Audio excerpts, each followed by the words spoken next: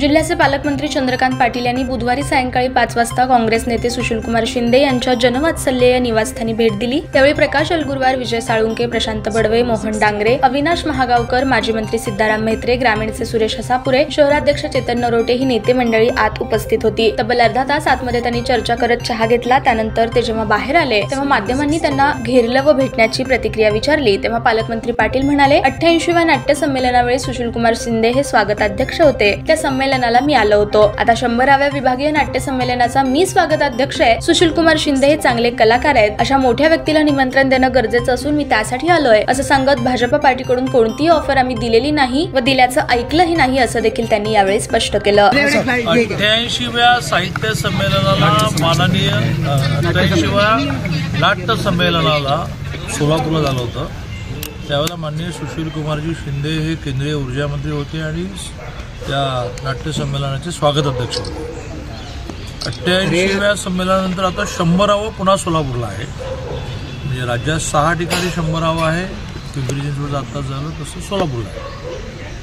त्या संमेलनाला 27 तारखेच्या उद्घाटनाला त्यांनी स्वतः ते खूप चांगले कलाकार, अनेक महाविद्यालयीन जीवनात त्यांनी नाटकांमध्ये भाग घेतलेला 88वा नाट्य संमेलनाचे अध्यक्ष होते म्हणून आम्ही निमंत्रण द्यायला आलो होतो की तुम्ही 27 तारखेला उद्घाटन त्याला यावं। या व्यतिरिक्त कुठलाही राजकीय विषय नाही। खरं तर आज सकाळपासून आपण देखील पाहिलं असेल की सुशीलकुमार शिंदे यांनी असं जाहीरपणे वक्तव्य केलेलं आहे की मला भाजपकडून ऑफर आलेली आहे। 2019ला त्यांनी असंच विधान केलेलं होतं। कसं पाहतो? अशी असं आहे की अधिकृतपणे तर 19लाही नाही आणि आताही नाही, कोणी त्यांना ऑफर दिली नाही। शेवटी नात्याच्या आधारे, रिलेशनच्या आधारे हाय सुशीलजी येणार की नाही किंवा मुलीला जरी पाठवणार असं कोणी म्हटलं असेल। नितीनजी गडकरींसारखे आमचे नेते आहेत, ते जगनमित्र आहेत। आत्ताही अनेक आठवणी त्यांनी गडकरींच्या काढल्या। त्यातलं समजा कोणी म्हणाला असेल तर ती काय राजकीय भेट म्हणता येणार नाही किंवा ती काय राजकीय ऑफर म्हणता येणार नाही। राजकीय भेट ही तुम्हाला वर्षानुवर्ष कळत नाही कधी झालेली, किती गुप्त असते। जाहीरपणे मी आलो आणि सगळे नाट्य संमेलनाचे पदाधिकारी बरोबर घेऊन आलो। ते प्युअरली नाट्य संमेलनाचा विषय होता।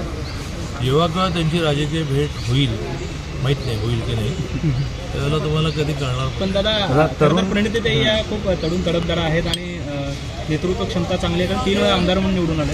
आज आमच्या प्रदेश अध्यक्षांसहित प्रवीण दरेकरांसहित सगळ्यांनीच असं म्हटलं की सुशीलकुमार शिंदेसारख्या काही फॅमिलीज त्या महाराष्ट्र राजकारणामध्ये अतिशय सुसंस्कृत फॅमिलीज म्हणून प्रसिद्ध आहेत की ज्यांच्यावर कधीही कोणी शिंतोडे उडवलं नाही।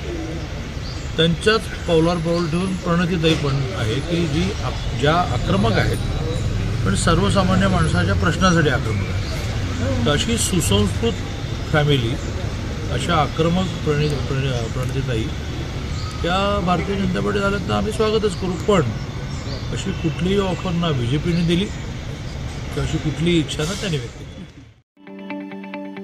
ताज्या बातम्या पाहण्यासाठी प्राईम महाराष्ट्र न्यूज चॅनलला सबस्क्राईब करा।